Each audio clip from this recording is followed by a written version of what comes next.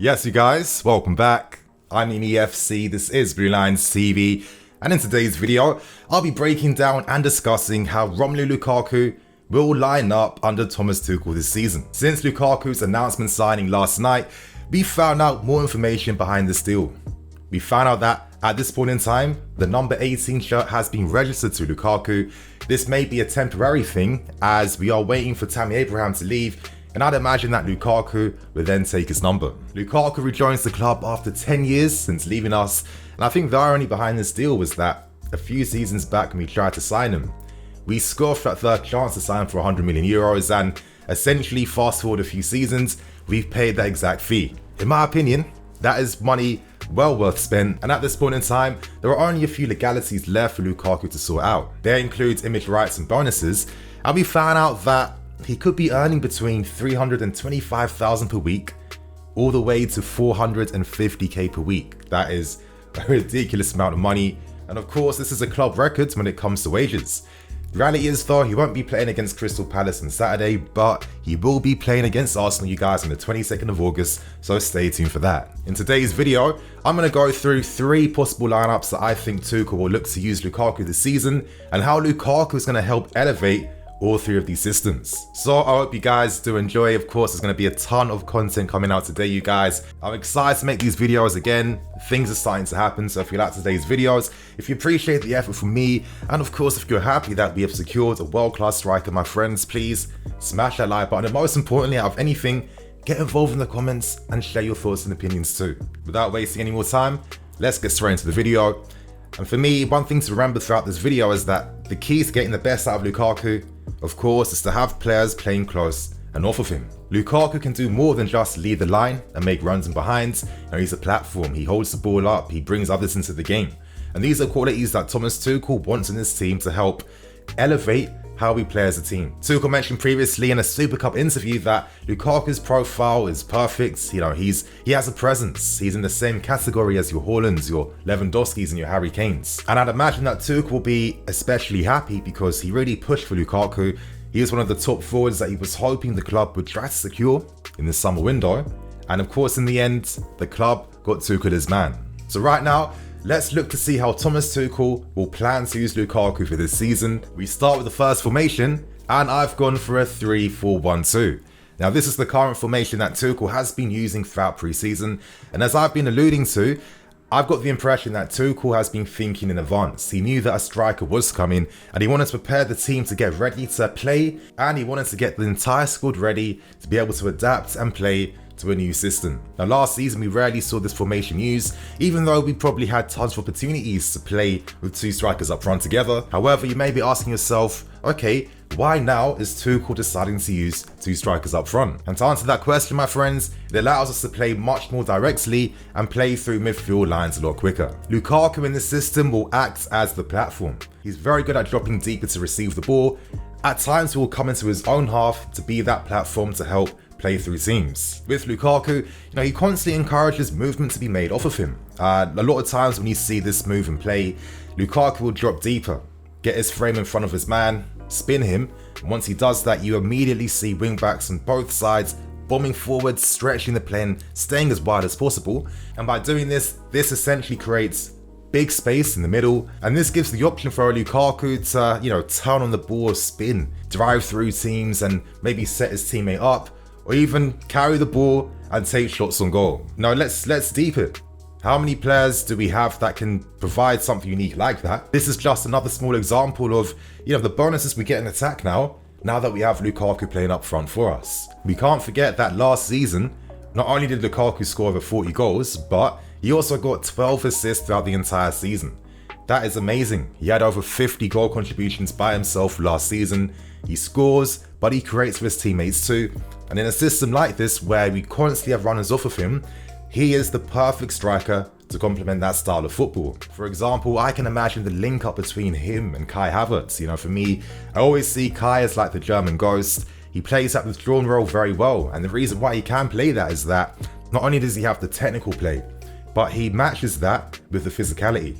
This guy's acceleration in the first few meters, his strength, his long strides, he's deceptively fast. And with Lukaku playing up front alongside him, attracting the attention of two players on him, with Kai playing that withdraw role of the other side of the field, making that late run in behind the opposition defender.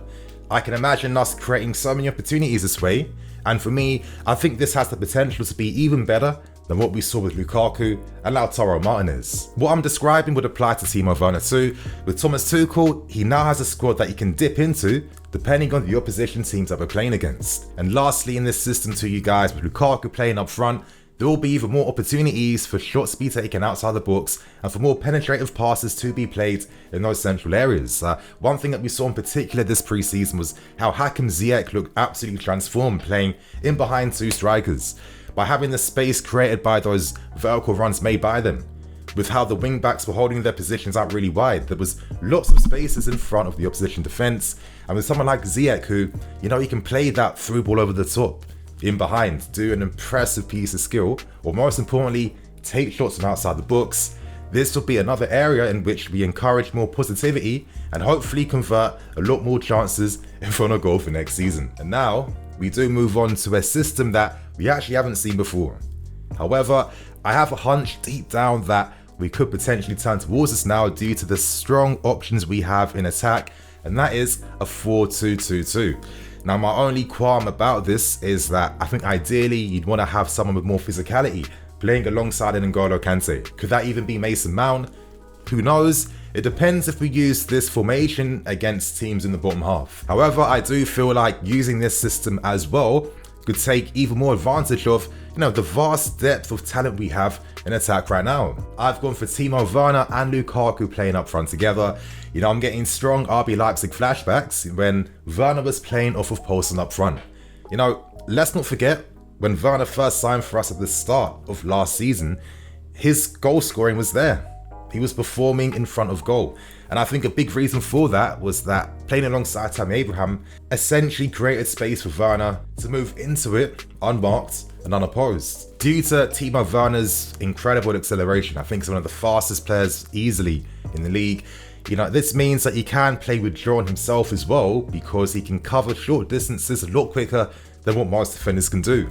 So applying that to having a Lukaku up front with him, playing those through balls in behind with Timo Werner quickly reacting to them, that's going to play a big part. Werner, a lot of times he struggled, not even entirely all by himself, but due to the slow passes he receives. People are always playing passes a second too late.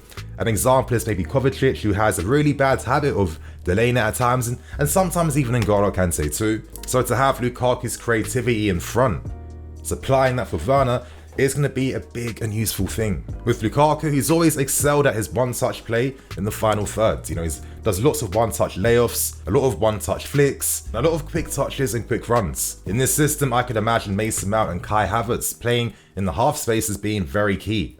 In Tuchel's system, it's all about that positional play and the positions players take up on the fields to, of course, find those weaknesses against the opposition teams. I feel more confident now with Mount and Kai. Let's say defensively off the ball, they'll be withdrawing deeper.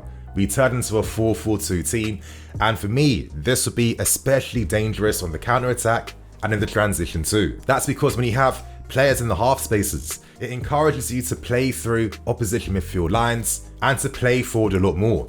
And when you have two direct strikers, two quick strikers, playing forward becomes even more important because it's all about the speeds. And the great thing with Kai and Mason Mount in those areas is that they move the ball with pace and they move the ball with speeds. Could this potentially be a system we use against stubborn defenses and teams that don't want to leave their positions? And of course, for the final formation, I've gone for the classic Champions League winning formation in the 3-4-2-1.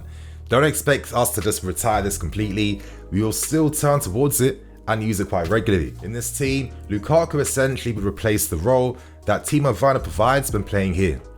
Alongside him, expect to see your Ziyech maybe, but I guess more likely Kai Havertz and Mason Mount. Now with this system, traditionally at times, we can struggle against teams that prefer to just play compact, not push forwards and defend deep.